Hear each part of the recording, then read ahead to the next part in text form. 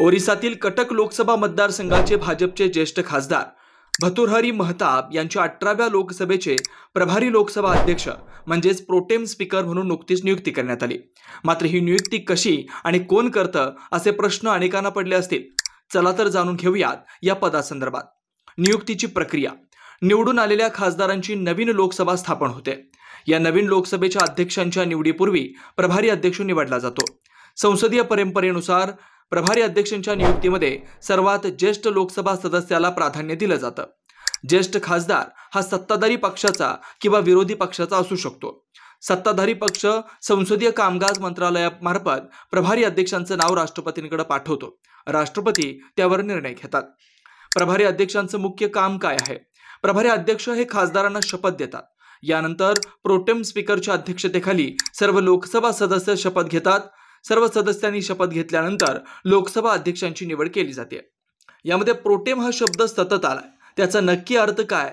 तर प्रोटेम हे लॅटिन शब्द प्रो टेम्पोरचं लहान रूप आहे, ज्याचा अर्थ काही काळासाठी असा होतो।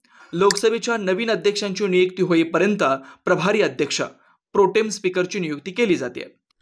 गणेश वासुदेव मावळणकर, सरदार हुकुम सिंग आणि सोमनाथ चॅटर्जी या प्रोटेम स्पीकरला लोकसभा अध्यक्ष होता आलं। चला तर मग जाणून घेऊयात यांच्याबद्दल थोडक्यात माहिती।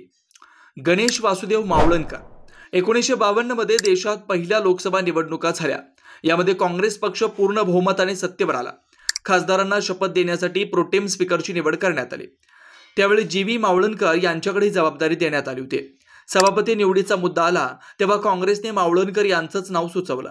तसेच मावळणकर यांना पहिल्यांदा लोकसभा अध्यक्षपदाची खुर्ची मिळाली। मावळणकर अहमदाबाद लोकसभा मतदारसंघातून खासदार होते। सुमारे 1956 पर्यंत त्यांनी हे पद सांभाळलं। सरदार हुकुम सिंग, जी.व्ही. मावळणकर यांच्यानंतर पुन्हा एकदा प्रोटेम स्पीकरला लोकसभा अध्यक्षपदाची खुर्ची मिळाली। 1956 मध्ये जी.व्ही. मावळणकर यांच्या निधनानंतर त्यांना प्रोटेम स्पीकर बनवून सभागृह चालवण्याची जबाबदारी हुकुम सिंग यांच्याकडे देण्यात आली। त्यानंतर 1957 मध्ये लोकसभेची निवडणूक झाली आणि हुकुम सिंग यांना उपसभापती बनवण्यात आलं। 1962 मध्ये काँग्रेसने लोकसभेच्या अध्यक्षपदासाठी हुकुम सिंग यांच्या नावाचा प्रस्ताव ठेवला होता। सुमारे 1967 पर्यंत त्यांनी हे पद सांभाळलं। हे पद सोडल्यानंतर ते सक्रिय राजकारणापासून दूर राहिले। सोमनाथ चॅटर्जी 2004 मध्ये सोनिया गांधींच्या नेतृत्वाखाली यूपीएने एनडीएला कडवी टक्कर दिली। त्यावेळी सीपीएम यूपीएमधील दुसऱ्या क्रमांकाचा पक्ष होता, मात्र त्यांनी सरकारमध्ये सहभागी होण्यास नकार दिला। यानंतर काँग्रेसने सीपीएमला सभापती पदाची ऑफर दिली। स्पीकर निवडीपूर्वी प्रोटेम स्पीकर नेमण्याची पाळी आली तेव्हा लोकसभा सचिवालयानं सोमनाथ चॅटर्जी यांच्या नावाची घोषणा केली। सर्व खासदारांना शपथ दिल्यानंतर काँग्रेसने सोमनाथ चॅटर्जी यांचं नाव सभापती पदासाठी सुचवलं। काँग्रेस पक्षासह सर्वच पक्षांनी त्यांच्या नावाला पाठिंबा दिला। यानंतर चॅटर्जी यांची निवड झाली। सोमनाथ चॅटर्जी लोकसभेचे अध्यक्ष झाले तेव्हा ते बोलपूर पश्चिम बंगालचे खासदार होते। राजकीय वर्तुळातील महत्त्वपूर्ण माहिती तुम्हाला कशी वाटते आम्हाला कमेंट करून नक्की कळवा।